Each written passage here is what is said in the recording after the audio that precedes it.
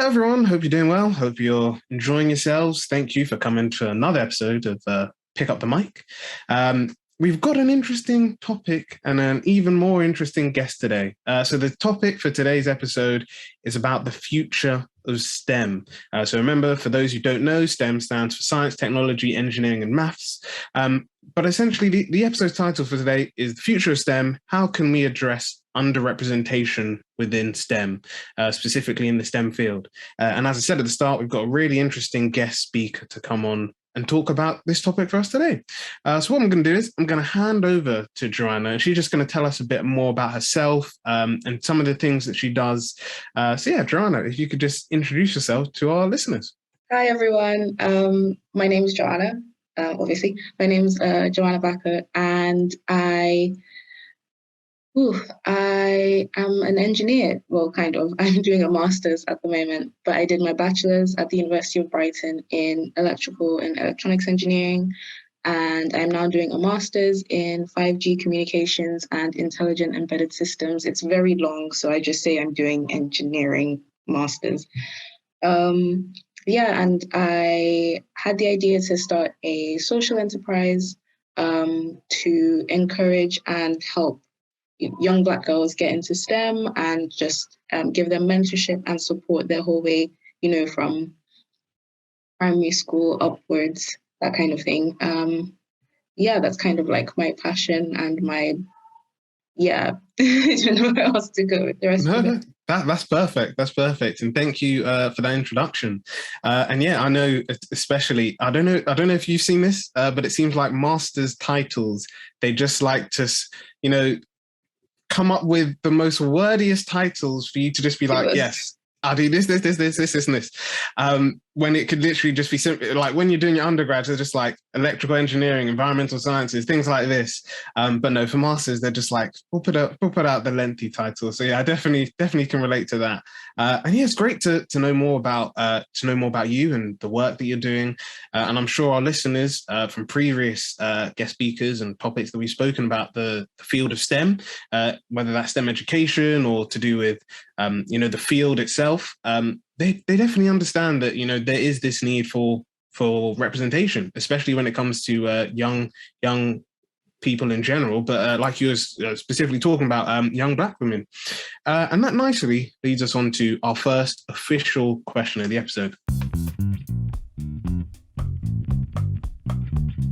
Previously mentioned that you started a social enterprise, and I know that you guys do some podcasting as well. So it's great to have you to have a fellow podcaster on.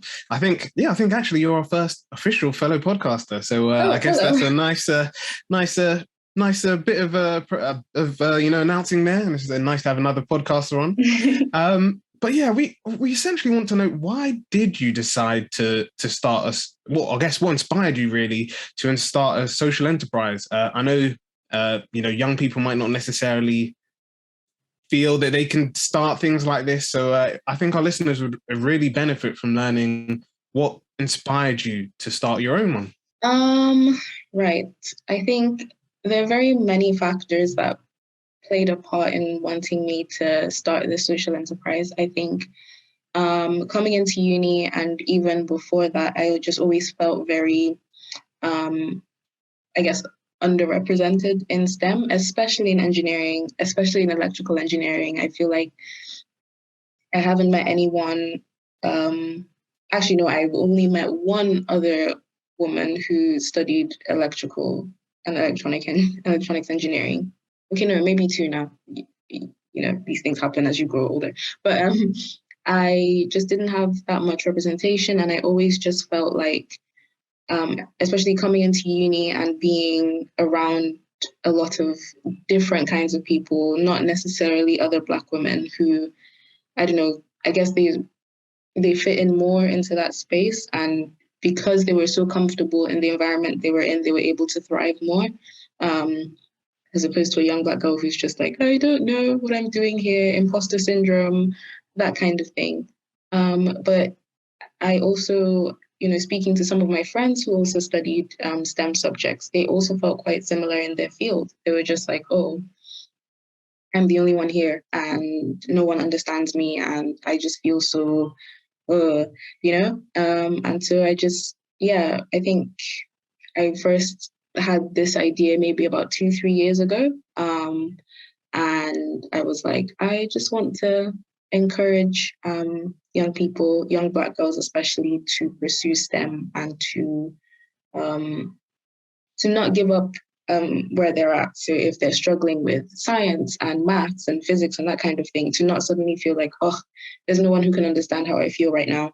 But to just have someone who will stand behind them and push them and empower them. So that's basically the inspiration, if that made any sense. No, that made a lot of sense, and that's a really inspirational story. Because it's great to see that you use your your own personal story, and even the story, like you said, as your fellow colleagues and friends, of feeling underrepresented within the field of STEM, to say, hey, there's actually not a lot that helps support, the especially Black women within this field. So yeah, it's great to see that you're doing amazing work, and like I said, that you have a podcast, and we will include the link in the description, and the link will appear for our listeners as well. So feel free to check it out. But yeah, I think it's really interesting that you've spoken about this, and you've even highlighted, I guess, an area where in our previous episodes we've talked about when it comes to education, about improving opportunities, especially like you said, when it's at primary school or secondary school or even sixth form or college, where you might not necessarily know what you want to do, but that you're kind of interested in the overall topic of whether it's physics or chemistry or biology, but you might not necessarily be excelling at the academic part of the examination part of it as well. So yeah, I think it's really good that essentially it's really good the work that your social enterprise is doing, and thank you. And I'm sure our listeners will definitely benefit from checking it out. But going on to our next question, we want to talk specifically about how the underrepresentation of Black women within STEM essentially will impact, or is currently impacting, future generations. So what does this underrepresentation, I guess, mean? You could talk from whether it's your own personal experience that you previously mentioned, or you could talk about for a young Black girl growing up today, how is this going to, an underrepresentation in the field of STEM, how's that going to impact her in the future? I think the underrepresentation could impact young Black girls in the way that they may feel limited in what they can do. They may feel like they can only pursue a certain career path. They can only do this certain kind of thing. And they might unconsciously put themselves in a box, which can be quite, just not great, quite damaging to themselves or to their self-esteem, that kind of thing. Which is why I feel like representation is so important, especially for young people, so that they can sort of see themselves in the future. What could they be doing? What kind of life could they be living? And if it's one where they're pursuing STEM as a future career, that would be awesome. That would be great. That's not to say that all Black women are going to pursue STEM in the future or have to, but it's just knowing that they have that option and knowing that there is that space for them to pursue that opportunity would be really great.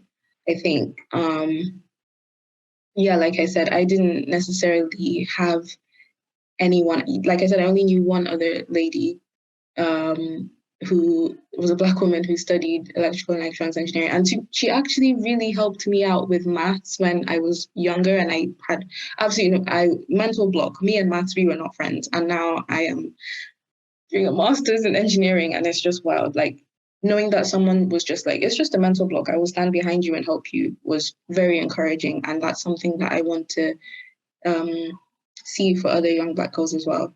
I think I was talking to another friend about this, and we were talking about how people just obviously tend to thrive in the environment that they're in. I think I mentioned that earlier.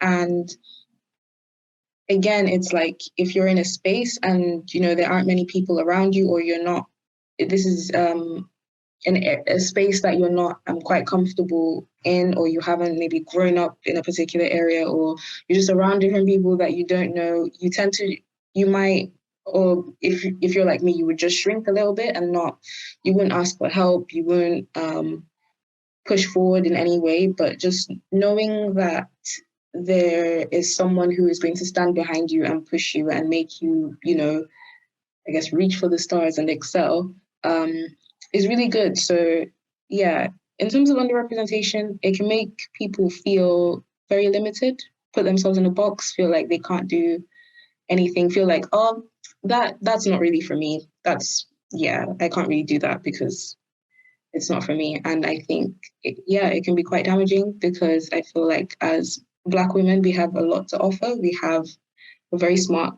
and we have a lot to, there are ways in which we can impact and change the world, especially in STEM, with science and technology and engineering and maths. I don't know why I said the whole thing, but I think that there is a lot that we have to offer, and we just need to have that chance or see ourselves in the future where we could be, that kind of thing. Yeah, I hope that answered the question. No, it did. And it's true. There's a wide range of opportunities available to individuals. And I think, it's really key to show individuals that whatever you want to do, you can do. And I think, like you said, you mentioned that maths wasn't your favorite subject, and now, you've gone into engineering. And I think that that's a key thing that, especially to, I guess, any young person who, might be, whether it's picking their GCSEs or A levels, or even what they want to do at university, that's something that we relate to, or, students, I'm sure, especially those from, underrepresented groups can relate to, because, I think, especially for me, like physics, I liked as a topic. Like, I liked the stuff we learned in physics about whether it was, to do with space and black holes, and we did like quantum physics, and I thought that was really interesting.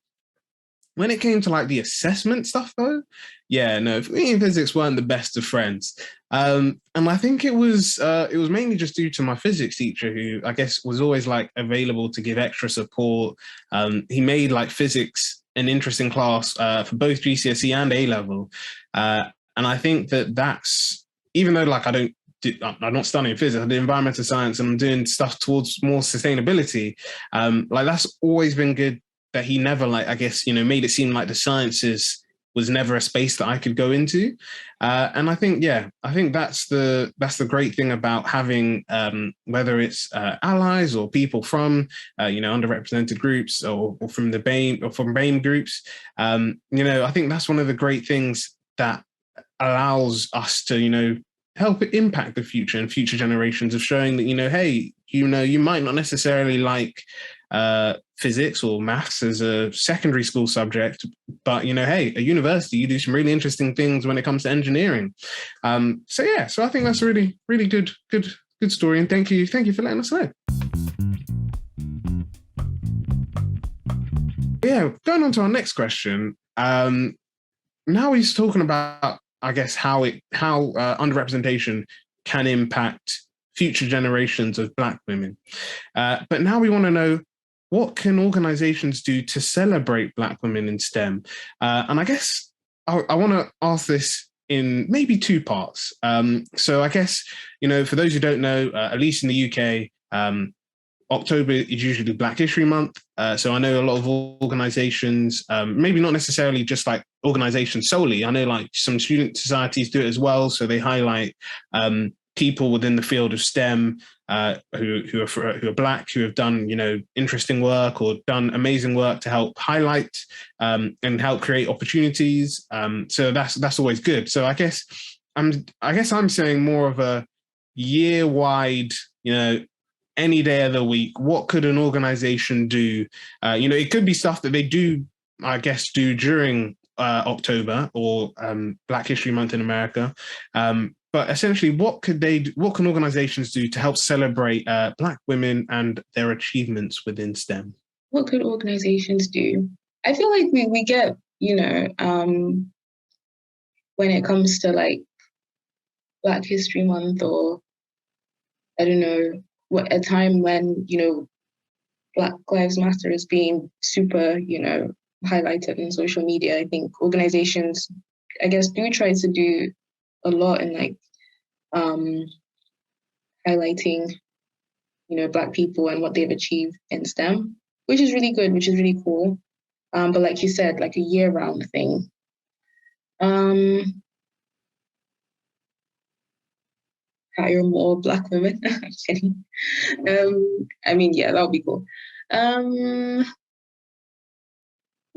actually, I don't know. I'm like trying to think very hard on what organizations could do. I was thinking about this question and I was like, I actually don't know how to approach this. It could be something where, if an organization or a company has a Black woman who, works for them, in the STEM field, they could, I don't know, do something where they bring them around to schools to talk to young people. And I'm maybe thinking about, engineering companies specifically. They could, like I said, go into schools, give talks, organize things so that young Black women can, just see themselves represented. A very hard question.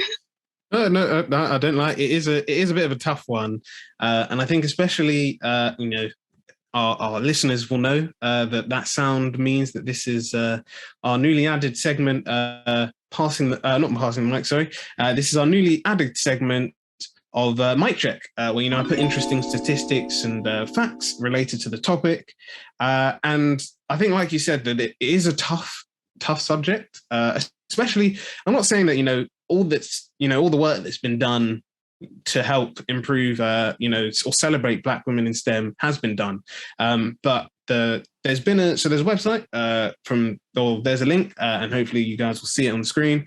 The Faraday Institution, they have statistics on STEM. Now you've used loads of different references for their overall report. I think the report isn't available, but they've still got the statistics on their website, which talk about essentially the field of STEM and how young people essentially are needed, are vital to progressing STEM, and they talk about some statistics there. Now they've got some statistics from different groups. So one of these groups is from an organization called CHASE, or that stands for Campaign for Science and Engineering, and they released a report. Now this data is a bit old; it's from 2014, but essentially the link from CASE was essentially saying that when it came to represented groups of both men, and specifically looking at men, it was saying that Black and minority ethnic men are 28 times less likely to work in STEM than their white counterparts. But they've also included statistics from WISE, which is another really good charity, and I definitely would recommend, if anyone's listening, to check out both Chase and WISE. But I believe WISE have on their website, I'm not sure if they've updated their statistics for last year because, we're only in the first month of the new year. But essentially, they were saying that when it came to 2019, so they said, looking at the statistics, new government data has essentially shown that more than 1 million women have been reached by WISE in core STEM occupations. And they said that there's now over 50,000 women within engineering professional roles, which is almost double what it was in 2009, which is really good. And, they've said that while there's been a trend in management roles is positive, there has been some drops for women, they said, between 2018 and 2019. And they've said that, there is basically room for improvement. But I think, like you were saying, Joanna, it is a difficult one to do. And I think, it's not, we didn't ask it, but I think it's an area that probably does need to be touched. Is when you're saying, like, whether it's Black history or, when Black Lives Matter is raised, that sometimes can make individuals sort of feel like what these organizations do is kind of like I don't know the best way to describe it, but, sort of like saying like it's a cheap pass, they're doing it for the moment, or they're doing it because it's relevant, but it doesn't stay. And while some organizations do that, some, I guess, have changed. So I know, like, I previously mentioned it before. I think it was Serena Williams' husband, who I believe is in charge of Reddit. I think it's Reddit. But he's either the CEO or he's a part of the, like, executive team of Reddit. He was saying that in 2020, that after everything that happened with George Floyd, and I guess that whole Black Lives Matter movement in 2020, he stepped down from his position as, I believe, he's CEO, and he basically said that he wanted, I guess a person of, I think he's specifically saying that there needs to be essentially more diversity when it comes to that chief executive team. And I know that other organizations, like one of our previous MCs, Mind, have said that as an organization, they want to be anti-racist and ensure that, all the different levels have that. And I think, like you said, it's not necessarily like a one. I mean, now I guess there are overarching things that people can do. So, like you're saying, like, diversifying the hiring process, or eliminating, doing, whether it's, tests or things like that, to eliminate any, forms of complications when it comes to, like race or gender during the application process, or things like that. But I think also when it comes to, I guess, celebrating, it needs to be more of like a, highlighting it, saying that if, for example, someone's come up with a new, I don't know, like particle, or found a new particle, or found like a cool thing in space, like that it should be highlighted, and it shouldn't just be like a, the organization would be saying, yeah, we as a whole did this, but, this specific person did this. And I think even on like a team level, like, I'm not saying that this doesn't limit it to just STEM. I'm not saying that as a team, you have to just be like, oh, as a team, we've all worked on this, but we're going to highlight that this person did this, because also I know that some people prefer not to be highlighted. But I think also it's just about, including, and probably the best overall advice is bringing on Black women into, the rooms where discussions like this happen, and saying, if we are going to think about how we can improve, how we can celebrate, the process, whether it's, I know some organizations have like excellence awards. So, things that an individual, it might be a yearly award that an individual has done. It's that award it's an award that's given to an individual who's done like exceptional work. It might be something like that. It might be something of whether it's, if you're a team, you might just do that as a team. So you might be just saying, hey guys, as a team, we want you to nominate someone who you think's done exceptional work. But yeah, I think like we said, it's a very, very difficult question. And the thing is, there's a lot of factors that play into how each organization will do this. But yeah, I think, if we take on all the advice that we've said, if we look at the statistics, like I said, WISE have shown that there has been like a trend of improvement, especially with women in STEM and more women getting involved in STEM. And I think, like you were talking about at the start of, bringing in these women to talk to other, Black girls, whether that's they're at secondary school or primary school or in sixth form or college, even at university, because I think that's one of the things through my placement.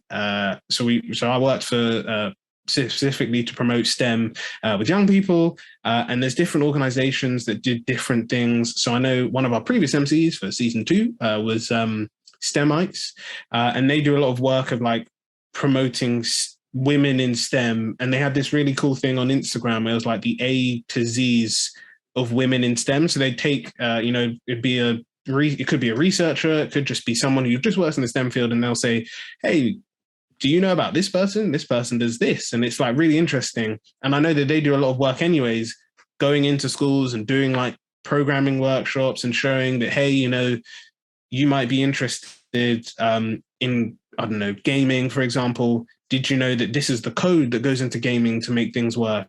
Or I know one of our previous guest speakers, Ken, was saying that she saw that there was like a YouTube account about someone who's who like specializes in like making STEM interesting for like young kids, and she does like, you know, you're interested in makeup. Did you know this is like the chemicals that go into it? So to make it a bit more fun and saying like, oh, did you know if you mix like these two chemicals, you can get this type of makeup and things like that. So I think, yeah, it's especially about getting, you know, making it engaging for young people, showing that, you know, you don't just have to, if you go into STEM, like you're just a doctor or you're just an engineer, showing that there's like loads of things that you can do. And yeah, I guess showing that there's loads of areas that you can breach, like you can get into, and showing that, you know, it's really interesting to see like where you can go. So, you know, you could, like I think the craziest one that well, not too crazy, but the one that I had no idea about was in my lecture. One of my lecturers took us to this nearby park to Brunel, which is called Black Park. So if there's anyone listening to Brunel, you might know. But essentially, he was saying that because not too far from Brunel is Pinewood Studios, and he was saying that Pinewood Studios, who do a lot of like films, especially when it comes to filming into London, they said they use Black Park as like a historical forest when it comes to filming. And then he was saying that he's consulted with like films to be like, oh, you know, you want to do a film in the 1500s or you want to do a film in the 40s. This is actually the type of trees that would be there. So it's, you know, as close to being accurate as possible. And I was like, wow, I had no idea that, you know, I could be paid to just consult and be like, yeah, you know, these are the type of trees that were there. Or even we had like a group of presentations for my master's last term. And one of the things that was raised there was saying like, hey, you know, Netflix are paying people to come up with ways to make their movie sets more sustainable. So they were explaining like when it comes to filming, usually what happens is they'll go there, they'll build up like their sets or whatever, you know, bringing the trailers. And usually it's more of a case of just like whatever's in the field they want to film in gets cut down, is demolished, their sets are built there, then they'll film whatever they want to film and then they'll go. But they were saying that no, you know, it's like Netflix, I'm not saying that they're perfect, but they were looking for ways to do it. I'm sure that other companies are as well. But yeah, I had no idea that you could be paid as like a sustainable consultant or work for Netflix, and you know you'd still be working with, you know, I don't know, like on films and TV shows, but it'd just be like, hey, you know, we need to find a way to make this sustainable or ensure that, you know, if we do this scene, it's not going to damage the environment. How can we do this? So yeah, so I think it's highlighting that, you know, just because you study one course doesn't mean you have to then only be limited in that career, and you can still do the fun things that you wanted to do or you liked growing up. But yeah, I think that's the really key thing. And I think, you know, I know he's not, I guess, he's not from the painting background, but like for example, when it came to the filming, he was also talking about, you know, you can go and do what David Attenborough does and go be like do environmental documentaries. So I think, yeah, just highlighting that there's like a variety of opportunities available to like young people is definitely a good thing. Yeah, that's really, really cool. That's really interesting about the whole Netflix and like consulting them about stuff. I never thought that would be a thing, but yeah, that's really interesting. I was also thinking while you were talking just about in terms of diversifying organizations and stuff. I was really thinking that universities as well should think about diversifying their faculty. Yes, they should really think about diversifying the faculty, especially in STEM. I think my undergrad, I only had one female teacher, and she was my maths lecturer, and she was like the maths lecturer for everyone. So it wasn't like specific to engineering or anything. So yeah, that would be really cool. And like you mentioned, you had a previous host who, you know, you talk to girls and be like, oh, you're interested in makeup, and this is all the stuff that goes into it. I think, yeah, that's really, really interesting. And, you know, just highlighting, you know, the areas of STEM that you're not like seeing head on. Because when someone thinks of engineering, they think, oh, it's hard and it's a lot of physics and you have to like, maybe, I think I was listening to this one of my favorite like TED Talks, this lady who is a female engineer, she was saying that she didn't want to be an engineer because she thought all engineers were train drivers. And I just thought that was really funny. But yeah, just not having that one thing that's like, oh, engineering is just that. Engineering is a whole bunch of cool things. It is, coding, it's, building circuits. It's literally, it could be consulting even, consulting people on what to do. It's like building robots or making mobile phones or VR or gaming or that kind of thing. I think organizations, like you were saying, could just highlight the different things that that women do, that Black women do, to, I don't know, like, so that young people can see that and be encouraged and be like, oh, this is something for me as well. I could definitely go into that. So yeah, that is a very, very good question, the whole what can organizations do? And I will be thinking about it from now on, just like, what could they do? But I think unis, for one, could definitely diversify the faculty. Every company even could diversify from different levels, and definitely make it a bit more open from the ground up. And I think also in terms of education, just, I guess, diversifying the curriculum as well. I think it's a bit weird to be like, oh, but how could you diversify, physics? I think that there are a lot of things that Black women have done when it comes to, science and STEM. We had the movie like Hidden Figures that came out ages ago, like the history of that and all that, Black women have done in the history of STEM could even be included in the curriculum so that Black women can feel, oh, well, there's people who look like me that did such amazing things in physics like years and years ago. But yeah, that was very interesting. That's an interesting thing to think about. No, thank you. And it's nice that you I agree with the, universities, definitely. I think even for my course, I think there were a lot of like, I guess the thing about for my undergrad was because it was like, it included like, or it linked with like loads of sections of like other courses. There was a lot of like overlap. So some of the lecturers we had were like biomed lecturers, but we didn't necessarily have loads of like, oh, this person is an environmental scientist. And I think, like you said, diversifying universities. I know it's a change now, but I know like one of Brunel's, like we want to diversify as much as possible. One of the things that they always highlighted was that the vice chancellor was a female, and she's been there, I think, for over 10 years. So they were saying that, like that's a really, good thing, and we want to try and diversify. But I think, like you said, that it comes to whether that's like a part of the university's like core team, or whether that's even like within student unions in general. Like it's just about diversifying the people there. And I know, especially when it comes to student unions, it's most of the time just a vote process. So, people get voted into certain positions. But yeah, it's just about encouraging that diversity, because it then allows other people to get into those roles.